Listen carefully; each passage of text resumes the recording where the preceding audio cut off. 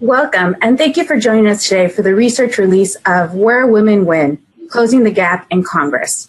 I'm Melissa Luna, the Director of Evaluation and Insight at Swanee Hunt Alternatives and moderator for today's webinar. We would like to acknowledge the Ford Foundation, Political Parity's partner in pursuing today's research. I also want to thank Massachusetts Congresswoman Nikki Tsongas and Dr. Shawna Shamez, lead researcher for this project, for joining us today. We will hear shortly from Dr. Shawna Shamez. First, let me formally welcome Congresswoman Nikki Tsongas. The Congresswoman was the original inspiration for this research project, sharing an idea with our founder, Swanee Hunt, that perhaps women in Congress came from districts that were maybe different from those that elected men. And so Congresswoman Tsongas was elected in a special election in 2007. Her election marked the first time in 25 years that a woman represented Massachusetts in Congress. Since then, Massachusetts has done well. We have both Senator Elizabeth Warren and Katherine Clark, who have joined the state's 11-member delegation. Congresswoman Tsongas holds several leadership roles. She's the top Democrat on the Armed Services Oversight and Investigation Subcommittee and co-chairs the Military Sexual Assault Prevention Caucus and the Afghan Women Caucus. Thank you for joining us today, Congresswoman. We will ask you more specific questions about the research after the presentation, but right now I'd like to welcome you to share some opening remarks.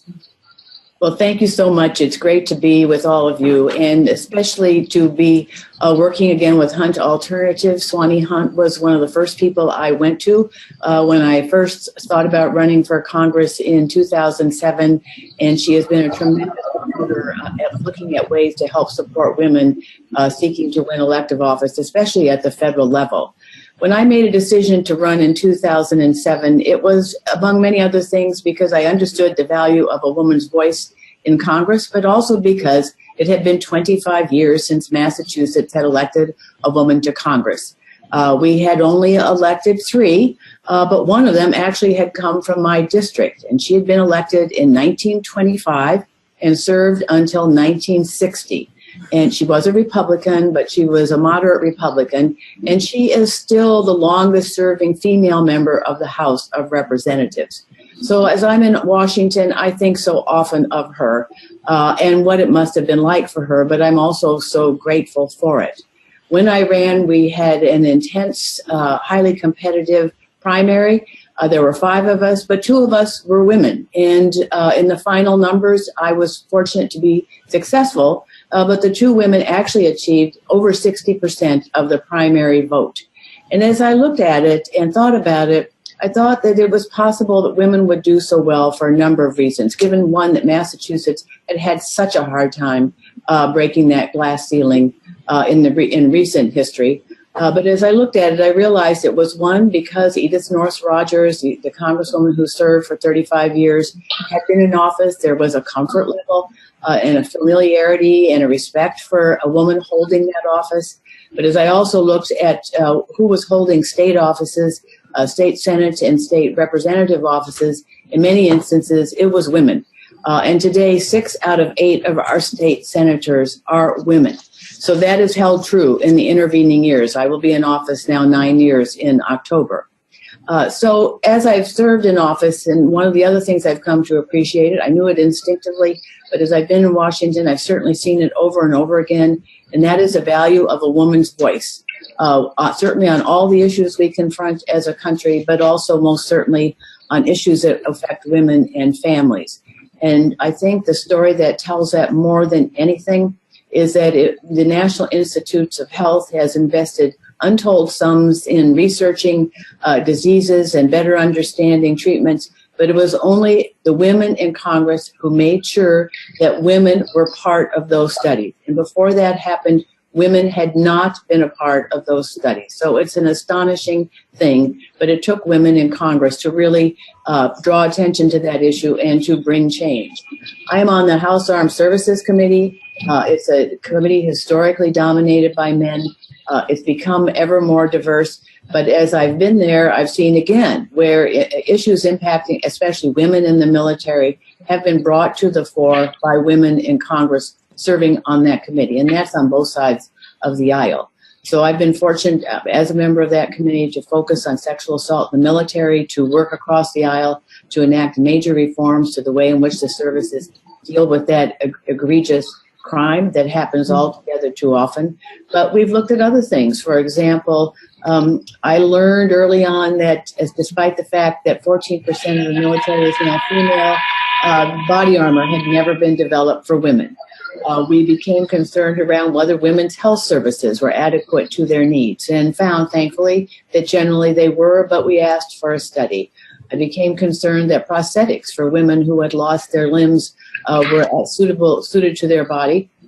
And yes, they are. We asked for a report, and thankfully not too many women have suffered that great loss. But it takes the women on that committee and many others to raise these questions and get the answers. And if the answers aren't what we would want, to challenge the services or any other institution to move ahead. So I think it's been a reminder over and over again of how the importance of women. And now, for example, on Armed Services Committee, 4 out of our 7 subcommittees are led by women on the Democratic side. So that tells you that we're rising up in seniority, we're assuming positions of authority, and as we are in those positions, we're able to bring our voice to all the issues that impact us as a country and our services, but to especially raise our voice around issues that impact women. And that's true in many other committees where women, because of our seniority, are assuming positions of leadership and bringing change as we do so. So I'm here to encourage women in the audience who are thinking of running to think about it seriously. We can't win if we don't run. And I'm happy to answer whatever questions that you may have as we go forward. But it's great to be a part of this. Thank you so much, Congresswoman. I mean, as you mentioned, your experience, your voice, all of that's important and vital to our work here today. But also, I want to thank you for your service in representing Massachusetts well. We're based in Cambridge, so I'm very happy to have you there. And so, as you also mentioned, we are taking questions during the webinar. So if you would like to use the March to Parity hashtag on Twitter, you can submit your questions there. You can also use the webinar platform to submit questions, and we will take them at the end of the presentation. So at this point, I would like to introduce Dr. Shauna Shamez, our lead researcher for this project. She's an assistant professor in the political science department at Rutgers Camden. She received her PhD from Harvard in 2014, and her primary area of academic interest is in American political behavior with a focus on race, gender, and politics. So she joins us today, and we're excited to hear more about what we learned from this project. And before we begin, I kind of want to be able to orient everyone how we got here. So if we look at our original question around the districts with both Swanee and Congresswoman Tsongas, are they different than those that are represented by men? And so this actually goes back to our Twin States research project in 2013. And you can see here on our map the results of our Twin States project. We had states that had elected a woman to high office, so that means a governor or senator, since 1992. If one was elected, they were named a single state. If there was 2, there's twins, and 3 triplet states. So we did find that Twin States they differed from the other states. They were demographic and geographic factors. So they tend to be larger, comprised of younger, more educated, and racially diverse populations. We also saw the political factors, that they tend to be more democratic, have more women in their state legislative and congressional delegations, and they also had same-day voter registration or public financing. And finally, they had an electoral history. They often had already elected women to a top office. So we also were trying to figure out what were the mechanisms behind this. And so we thought, potentially it could be that women who were elected broke barriers statewide, and that they were able to change the minds of the power brokers and voters about women's ability to win in the state. We also thought maybe that women who were elected into these offices were offering a helping hand to other women candidates who followed, and they were offering advice, encouragement, and brokering introductions. And the last mechanism that we thought maybe might be at play was this idea of the elected women serving as a beacon. And so they were increasing and validating the other women's ambitions to run. And so as we looked at our twin states and we found that this dynamic happened on the state level, we had the same question on the congressional district level. Does the same thing happen? Do we see the same dynamics happening? And so that leads us to our research project. And Dr. Shammas, I would invite you to kind of take over and share a little bit about what we learned on this project. Wonderful. Thanks so much, Melissa. And thank you to Congresswoman Tsongas for joining us. She's a real inspiration to all of us who work in the women in politics field. Thank you for your fierce determination to protect women's rights and health and bodies. So let me tell you a little bit about this research, everyone. This, I think, is groundbreaking research. It is an enormous data set that will be made public. So for all of you data nerds like me, this is really exciting. This screenshot is just a small sample of what the data set looks like. And what you have to imagine is that we have more than 27,000 of these rows, and each row represents a primary candidate in the years between 1980 and 2012. So each row is a candidate who is in a district. And what we have managed to do is merge district information with candidate information. So we know the candidate's sex, party, incumbency status, let's see, the year in which, anyway, I can give you a list of variables for anybody who's interested. It's probably interesting only to me, but it is an enormous data set. It's really exciting. It allowed us to kind of investigate the past 30 years or so of women running, which is the major time women have run in their own right and not through what we would call traditionally the widow's route, through family members' seats. So when women run in their own right, the question is, do they run strategically? Are they clustered in districts that are different than the districts in which men run? And we found, yes, indeed, they are. So I'll tell you about that in a second. A little bit about the overall picture of the data. In this data, women are only 13% of all candidates between 1980 and 2010. So only about 3,000 candidates out of more than 23,700 running in congressional primaries. And even that number kind of masks the real lack of women. For instance, 70% of all congressional elections during that stretch of time had no female candidates at all in either the primary or the general election. And that's still true. That's not, it is partially biased by the long spread of time, but it's still true that there are a whole lot of elections that don't have women. For instance, over 30 years, only 2% of the districts that we studied ever had more than one woman run in the same primary election. So it's a little hard to see the numbers here, but the lighter purple is the men and the darker purple is the women. You can see just the sheer difference in terms of men versus women. And then when we break this down further, okay. So when we break this down further, as you'll see in a minute, there's also an enormous difference in party. But first, let me tell you about this map. So this is a map that let us know that the clustering that we find at the Twin States level, when we were looking at women in the Senate, that also happens at the congressional district level. So that's not just a factor of women in high office. That seems to be a factor of women at the state as well as the congressional district level. And if we had another 3 years, we could do this project at the state legislative level, and we're guessing we would find the same thing too. Where women run and where women win is clustered rather than random. So this map shows you at a state level, some of our key findings. For instance, the lighter purple states there are the states that, as Congresswoman Tsongas said, had already had a history of women's leadership. And the states where women had already had a history of women's leadership have bigger purple circles, which means they are more likely to elect more women. That's not random. All right, let's keep moving here. All right, so just to show you what we're talking about, a random distribution might look like the the view on the left. We don't see that. What we see instead is that as primary candidates, as winners of primary, and as general election winners, and we treated each one of those three things as a separate dependent variable and investigated it separately.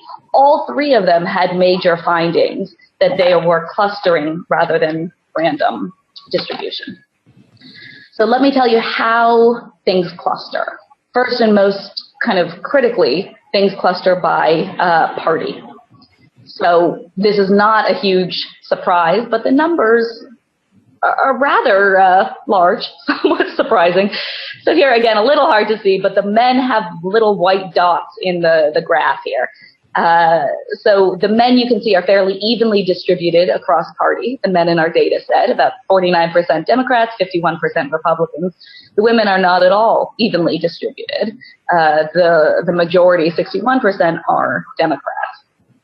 And we did a separate research project, Political Parity did, a couple years back about called Clearing the Primary Hurdle, about Republican women and primaries. So that's available on the Parity website. And it gets to some of the reasons that we see far fewer Republican women.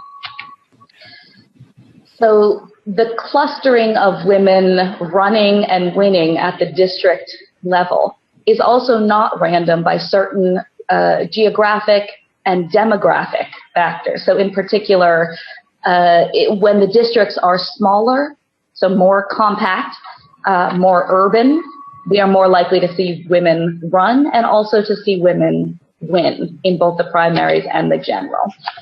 They're not random. The clustering is not random by district demographics, in particular where there's more racial diversity. We see more women run and win.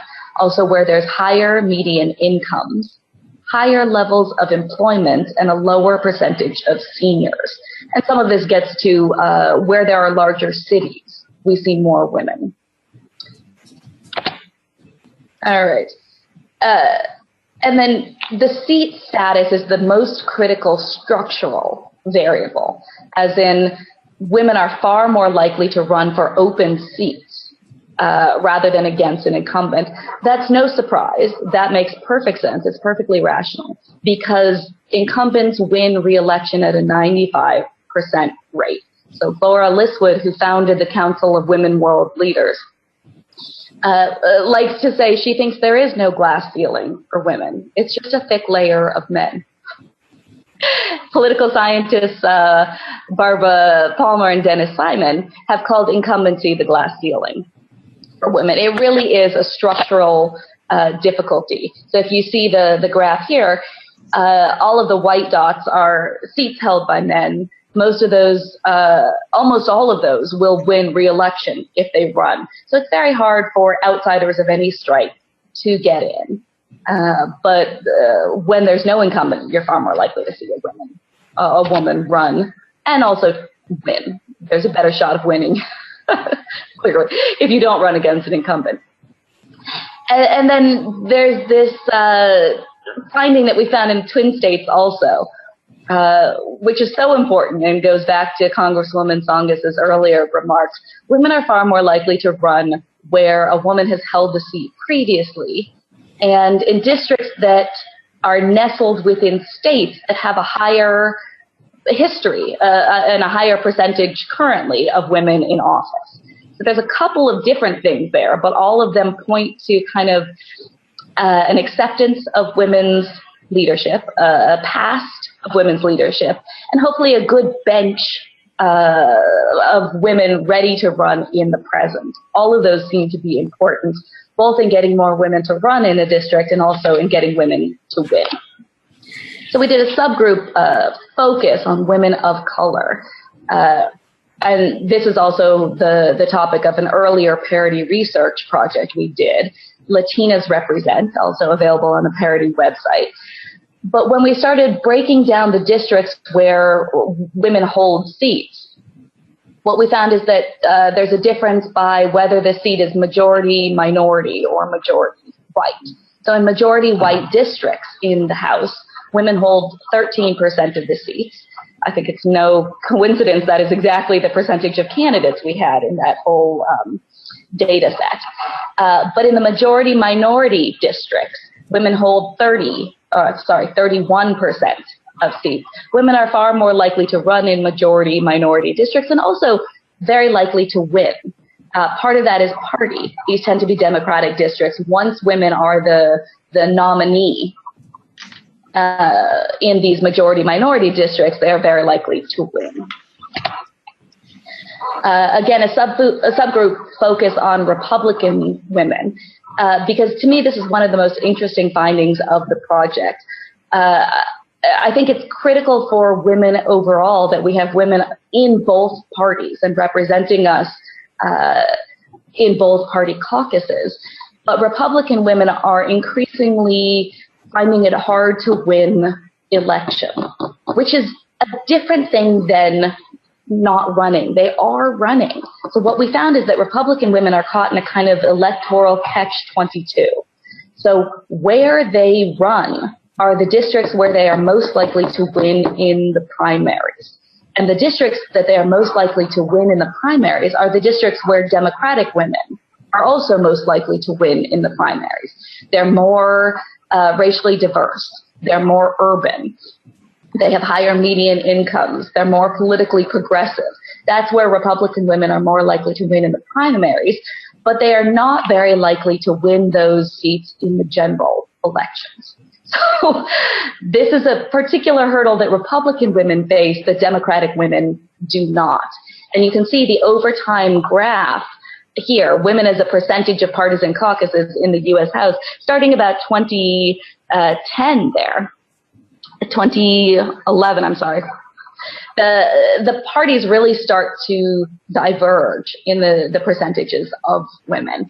And Republican women have lost a little bit of ground and then remained steady, while Democratic women have continued to rise as a percentage of the party caucus, which is why we have that 3-to-1 outnumbering happening now. So this new research takes that finding of our previous report, it takes that back really to the primaries as a primary stumbling block right now for Republican women. They seem not to be getting nominated in the more conservative districts that they would be more likely to win in the general election. So that's a catch-22. And I think it is incumbent on the party to really work hard to think, how could we get more women to be running in districts that they're likely to win in the general, so as not to throw away good talent. In conclusion, it's kind of a tough graph to read, but I think it tells a really good story. The overall conclusion is that there's a lot of systemic factors underlying where women run and also where women win, and then where they win in both the primary and the general. So the systemic factors, this points particularly to that bench that we have and that history of women's leadership. As Melissa talked about at the beginning, you might think of that as a beacon effect, where women see other women run and win. They are more likely to run and themselves win. You might think of it as a helping hand. So I think particularly of Jeanne Shaheen in New Hampshire is kind of legendary for helping recruit other women from both parties to get involved in politics. So women who kind of make it and get elected can reach back and help other women. So this graph, the orange bars show the percentage of women in the state legislature, and the blue bars, the percentage of women in the congressional delegation. And you can see they kind of move together, where one is higher, the other is higher. That's a key finding. So those, from what we can tell, it seems to move from state legislature up to Congress. There is a clear correlation. So anyway, there's other findings. I hope you will read the full report. We'll give you the website link for this research. Those are the key things I wanted to tell you about. And then if you have further questions, I'm happy to try and address this. We worked almost 3 years on this research. The data set is wonderful and extensive and will be public soon. So that's what I have to say. Thank you, Shauna.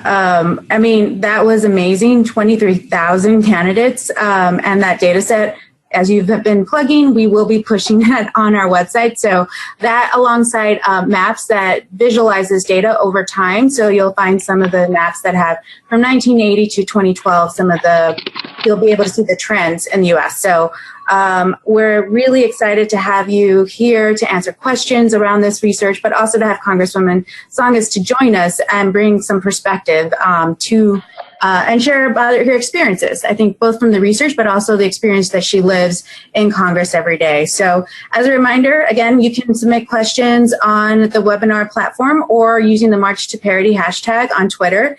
We do have a question in already, so I think I'd like to start off with that. And I think it applies to both you, Congresswoman Nikki Tsongas, as well as Dr. Shauna Shalmas. Around the idea of quotas. And I think they talk a lot, it's from Patricia Wonderland, and she says it's critical to get 50% of females into Congress where laws are made. My new organization is committed to getting the U.S. Constitution amended to make it a law for 50% representation. What are your thoughts on that? So, Congresswoman, I'd love to hear from you based off your experience. You know, what's the appetite in Congress for something like that? And Shauna, obviously hearing from the research, what kind of benefits could potentially come from something, from quotas? Well, I understand the frustration that drives that kind of effort.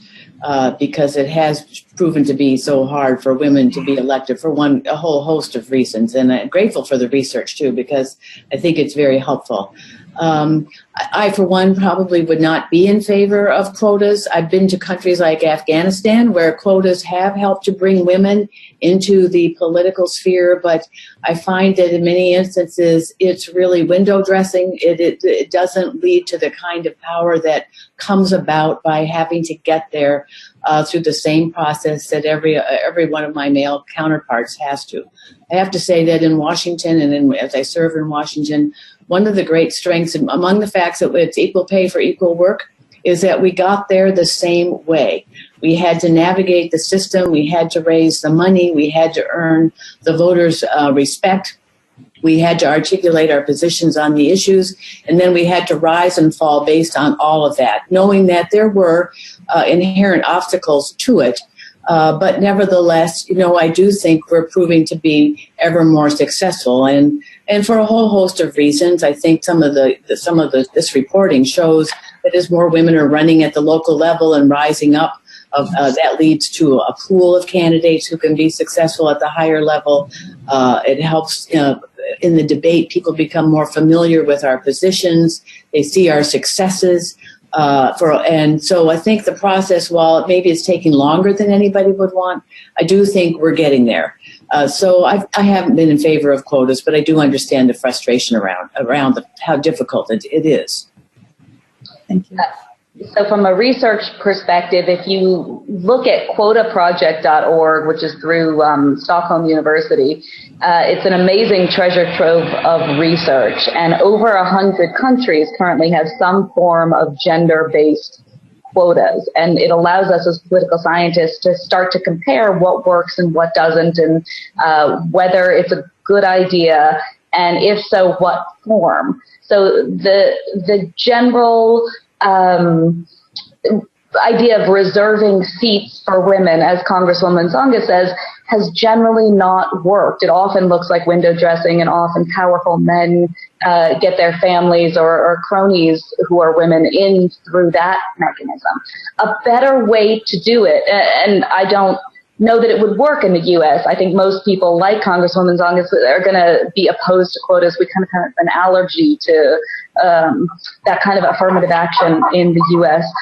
On the other hand, there's been a lot of talk in the women in business world and literature lately about targets, right? So maybe if we don't talk about quotas, but we talk about party targets, as in the parties could work a lot harder at recruiting more women who then have to do the same hurdles and raise the money and get there the same way as the men. But we could certainly have a whole lot more women at the starting line. I think that would be a great thing. The mechanism in other countries that seems to work best is party-based it's easier if you have lists that the parties put together of who the candidates will be. We don't quite have that, but we could approximate that by having kind of internal party targets about numbers of candidates. And interestingly, we do have that in a form for the party conventions. 50% of delegates of both parties must be women. So we're going to see those coming up. You'll see a lot of women as delegates because there is, well, a quota, but we call it I think it's better to call it a internal party target and do it from the party side and try not to give special preference that can subtract from women's authority. Great. Now, and I think, thank you, Shauna, for raising the ideas around party and the support that comes from party. Congresswoman, this question is for you. As Dr. Sharma shared, 60% of all women candidates who have run for Congress in the past 3 decades have been Democrats. What's been your experience regarding party support, either for yourself, for Democratic colleagues, or your Republican counterparts? Well, I found tremendous support. I know that when I was seeking to run, I immediately went, among other things, to Emily's List, because Emily's List has a storied history of helping to support Democratic pro-choice women, and I really wanted to make myself known to them. I myself had never been a candidate, although I certainly came from a family and a life in which I was so familiar with the process and had been very much a part of many campaigns, but never a candidate myself. So I absolutely sought out Emily's List, who was invaluable to me, both in terms of helping to raise the dollars and help develop the connections, but also came and I spent some very challenging times with them in terms of debate prep and better understanding what might come at me as a candidate. And I found that all to be so very useful. The DCCC was very, very helpful. The Democratic Congressional Campaign Committee was very helpful. Once I received the primary nomination, the Democratic nomination was there, always very supportive. Our leadership was very supportive in every way that we needed them to be supportive. So on our side of the aisle, I found tremendous support. And I think that continues to this day. We just had a Democratic caucus meeting in which our candidates who have survived the nominating process came. Many were women, and they too are receiving the kind of support that becomes so important, especially because the environment has now changed with Citizens United and the need to raise untold amounts of money. Individual candidates simply cannot do that part of it on their own. So I've seen tremendous support and have been the beneficiary of tremendous support. That's great. I mean, that's inspiring. And I think, Shauna, I would like to kind of call on you to talk a little bit about the Republican side and think about and expand a little on the catch-22, maybe a little bit about the hurdles that we referenced from our previous research around primary hurdles. And, you know, how do you think Republican women can experience greater success? Are there different types of races where the political climate's a little bit more moderate, where they could potentially be more successful? And thinking about, you know, how do we also elevate the other side of the aisle? Thanks, Melissa. It's a great question. I refer everybody to our report on this too. It's about 50 pages. We did some major research interviewing Republican elected officials and people who had been candidates. Generally, they did not speak of the same kind of support that we've heard about from Congresswoman Saunders. Some did, but it seemed pretty erratic. I think it's certainly not institutionalized in the same way.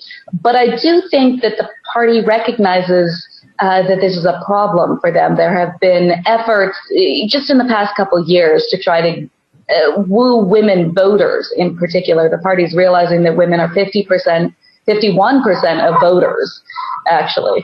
So the majority of voters are women. I think they are trying to appeal more to those voters, but also could, I think, echo better what the Democrats are doing in terms of institutionalized support.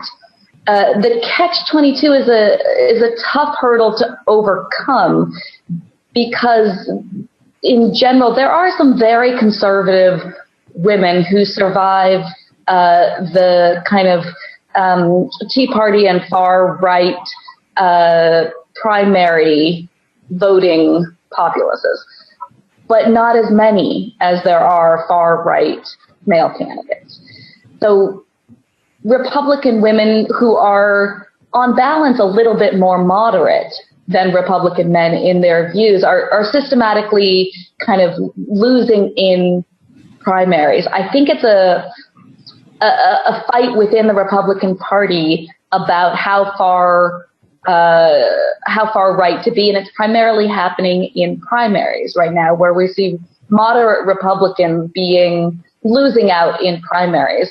That has disproportionately affected women.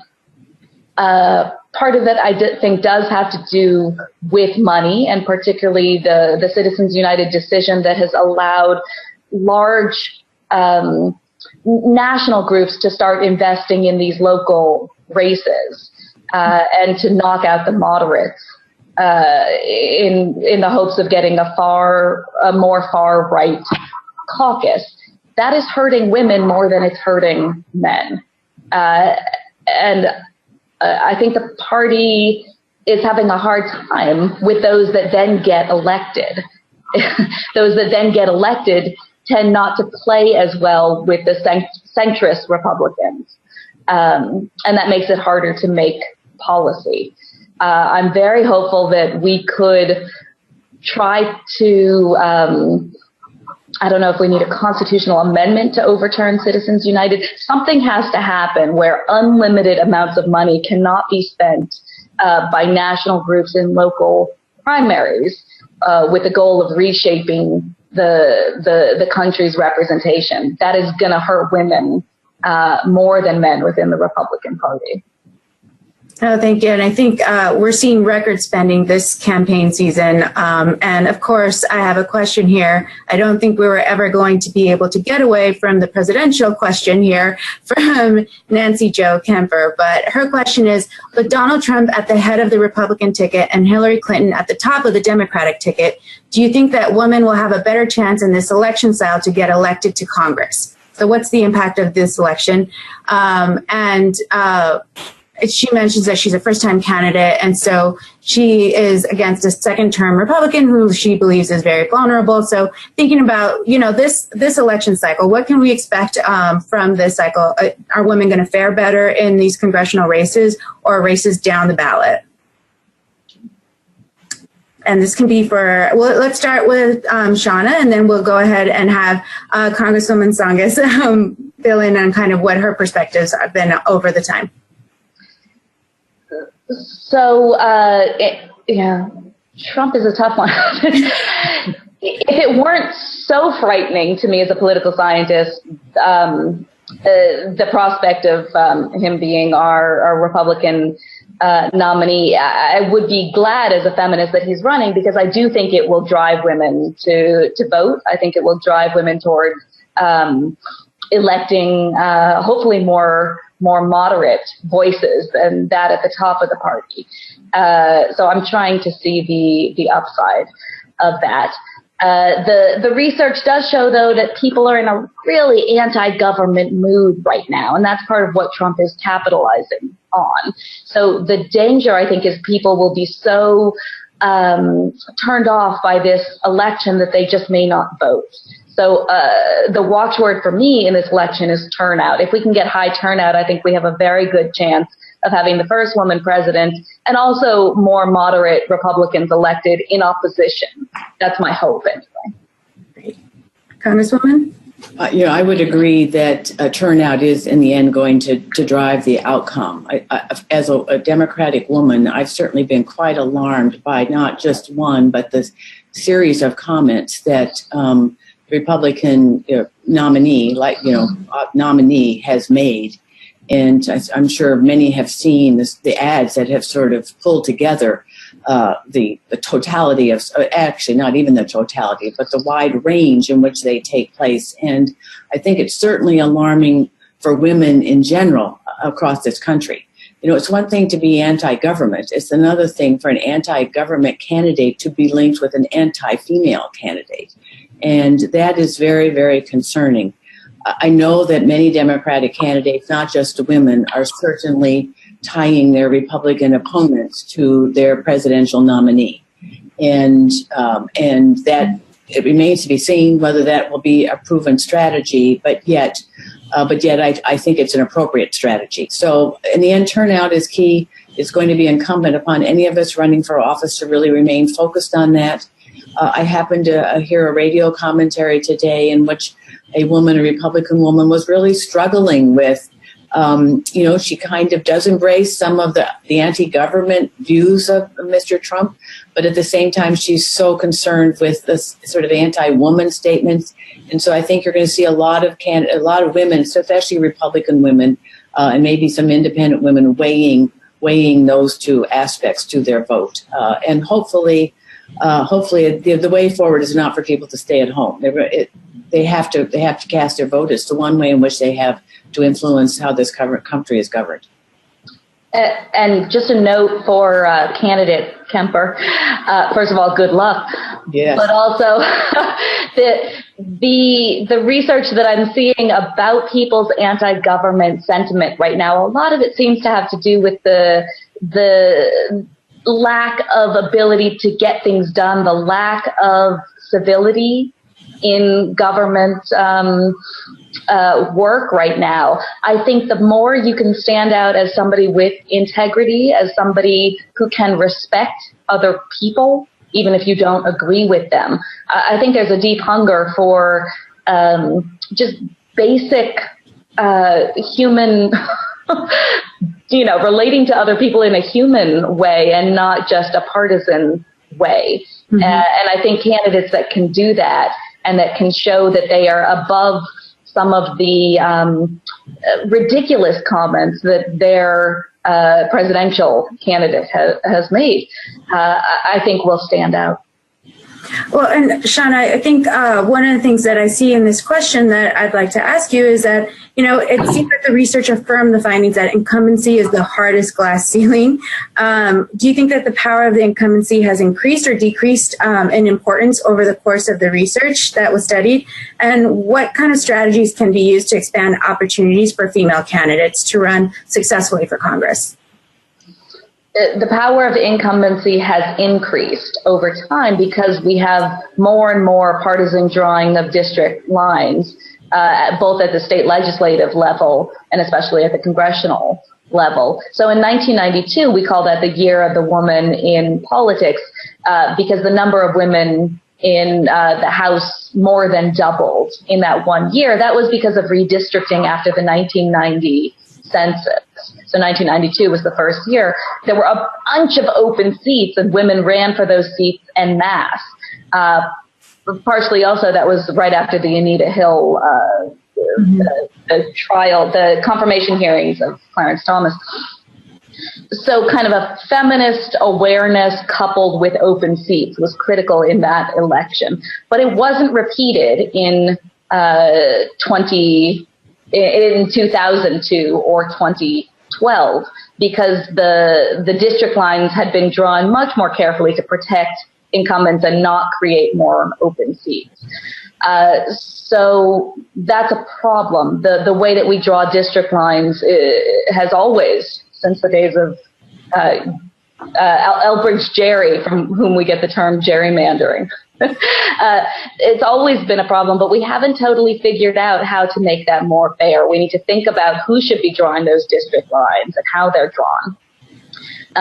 The more open seats, the better. And I think we should take the basic premise that any open seat should be a woman's seat. That's the best and swiftest way to increase women's representation.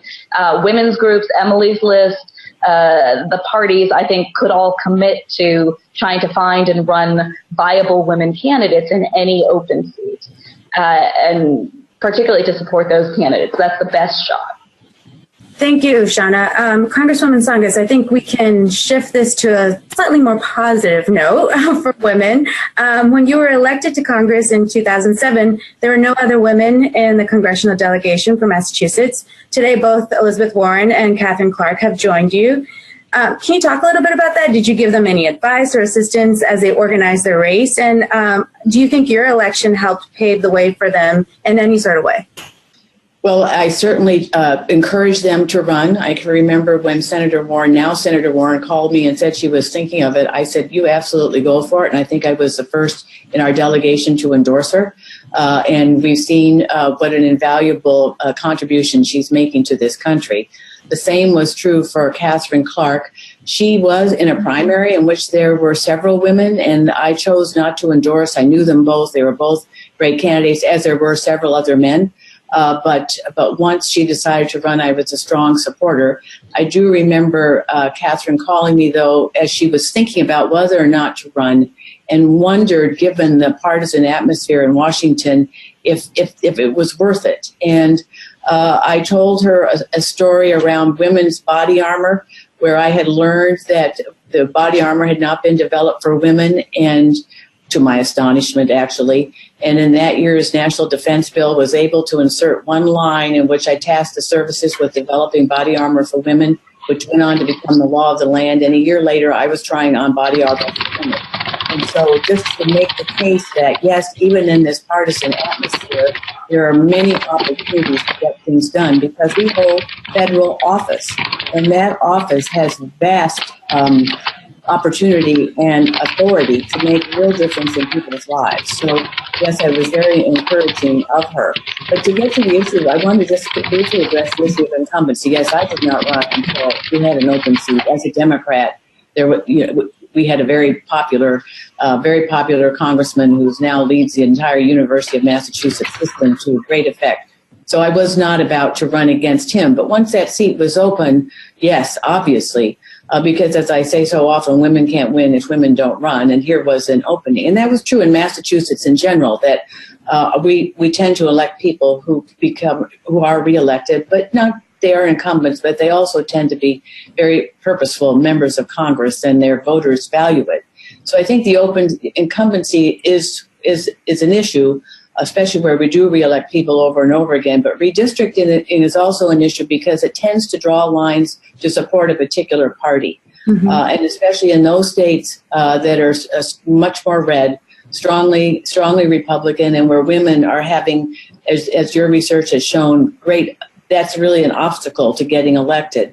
So it's more than just about women incumbency and the way in which we draw our lines. It's also about which party are we trying to support in drawing them. And I think that is a real issue because more and more of our congressional districts should be drawn to not favor a party. And I think when you do that, that probably opens the door to women in many ways we can't even calculate today.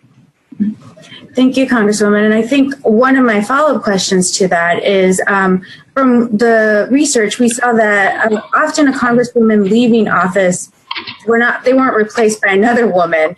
And this brings us to the idea of succession planning and mentorship. Can you share about your experience or your observations around the challenges around this, as well as I think we've talked a lot about if you don't run, you can't win. So what are the opportunities that you'd like for us to share with the women in the audience about running for Congress? Well, it's not everybody can just start out running for Congress. I did that because it came from sort of a unique opportunity. So I think you have to start running earlier on, and then doing that, you begin to sort of test how you're comfortable talking about issues. You begin to develop a donor base. You develop supporters who you can turn to as volunteers to support you should you take on a larger office. So it's very important to begin running at lower levels. So whether it's a city or county level, or for state representative or state senator, depending upon how those positions are crafted in your own state. Very, very important. I do find, too, that my district now has 6 out of 8 women. 6 out of 8 state senators are women, and that it was not quite that large when I ran. But I think what happens is, as I'm a member of Congress, I'm interacting with women who are also elected to other levels. They look at me and they say, well, if she can do it, I certainly can do it. And when the moment comes, the seat opens up, they're prepared. They understand it's not rocket science. It's just simply putting yourself, seeking the position out, gaining that position, and then developing all the knowledge you need to have. And that's the other thing. I think that very important for women candidates to remember, you don't have to know everything when you seek to run for these offices. you'll have to address with the issues of the day. But it's only when you get here that you have the opportunity to really dig in and learn and develop the background and some of the things you're going to have to confront as an elected member. And I think women in particular are really hamstrung by the fact that they think they just don't have enough experience. I was fortunate to have lived with my husband when he was a member of the House of Representatives. I knew very well he didn't know everything. And I often say, you don't arrive as a member of Congress. Once elected, you've earned the right to become one. And once you get here, you have to become that person. You have to take on everything that you confront, commit to learning. You have to make decisions. Eventually, you have to cast a vote. But it's only by getting here that you have that opportunity. Great. Thank you for sharing that. And I think our final question will go to Shauna. As we looked at the research, both geographic and demographic factors play a big role in determining the districts where women are most likely to win and run also. Yet these factors we can't really change them. So what should advocates who are on our webinar right now, what should they know? What can they do to expand the number of women-friendly districts? Or should they just double down in the districts that we know to be women-friendly? Yeah, it's a good question, but not totally true. One of the interesting things about studying demography is that it does change. So districts are changing, and particularly getting more diverse. I think that will be a useful thing, because we found that more racial diversity is helpful for women. So particularly with Hispanic immigration and a greater birth rate, I think we're going to see the country become more Hispanic in the coming decades. And I think we'll see more women come out of that. In terms of the immediate future, though, there are actually a lot of what we would consider women-friendly districts that aren't represented by women or don't have a lot of women running. And it might just be because they haven't had a woman yet to kind of break that dam and let the other women through. We see in the research that we did some evidence of what we call burst effects, so that once one woman gets elected in a district, a whole lot of other women run following her.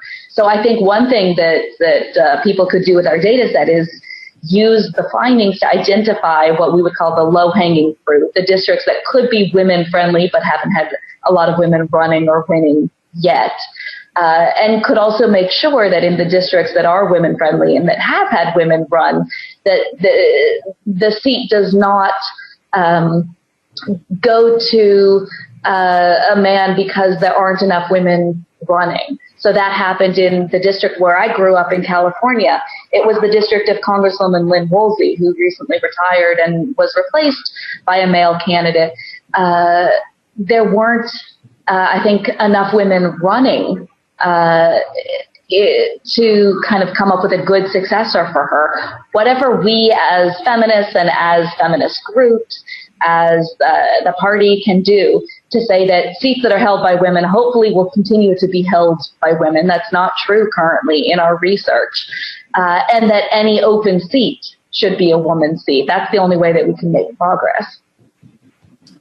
Thank you, Shauna. And I think I really appreciate your perspective and really having us think critically about how our country is changing on the everyday. And it's a potential for all of us to really think about how can we encourage women, how can we support women to run for low office for Congress. And so I believe we're all out of time. I want to thank the Congresswoman as well as Dr. Shauna Shamez for joining us today. I also would like to thank our partners at the Ford Foundation who have helped sponsor this research and brought this webinar to you all. As Shauna has mentioned, the link for the resources will be on our website at politicalparity.org.